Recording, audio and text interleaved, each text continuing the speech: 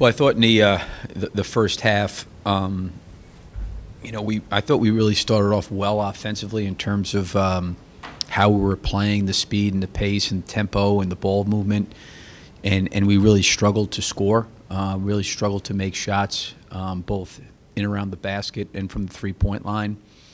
And then I thought as that second quarter started to wear on, I thought, we got impacted by that, and it really impacted our defense. And I thought coming out of the half, maybe we were a little bit better in terms of shooting percentage. We were in that first half offensively, but the defense certainly was back to, where we had been, I think, most of the year.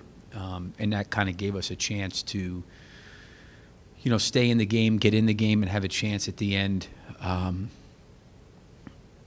But again, you got to play the full 48, at a high level. And I thought, we struggled on both ends of the floor in the first half, and I thought in the second half we were much better defensively, but certainly struggled offensively as well.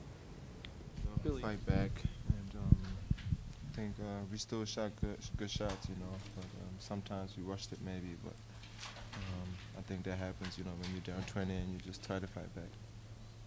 Was fatigue a factor at all, playing for the third time in 4 nights, coming off that West Coast trip? I don't think that's going to be an excuse. I think we just got to come out ready to play and compete for 48 minutes. That's the reason why we, have 12 guys, 13 guys can come off the bench and help us. Dennis, there were 3 or 4 times in this game where you guys could have said, all right, we're down 20, we're down 25, we're just going to roll over. What was happening in huddles to make sure that didn't happen? I mean, we're a competitive group, like I said. First half we didn't do our job, and I think in the second half we did a better job, competing, playing with energy. And I mean, in this locker room, everybody tried to compete, everybody tried to come back, and we tried it in the second half. Anybody else? Thanks, Dennis.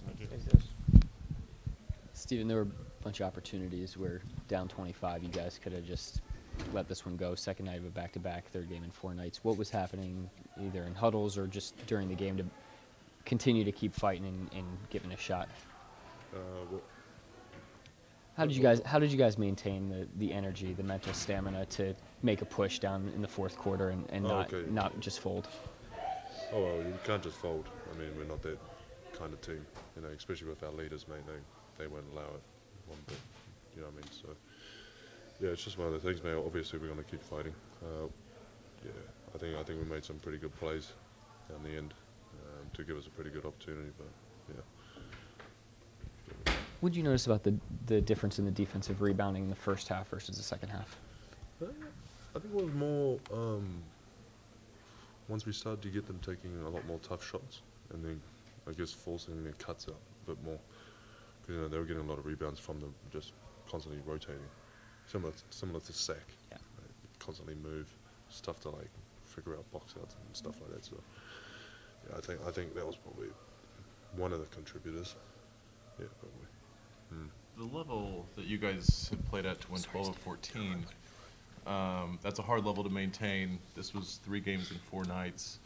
Do you step back from it and think that played a role at all in getting off to a difficult start? What was the first question? Do you think playing 3 games in 4 nights and maybe being due for not a great game, played a role in getting off to a difficult start? No.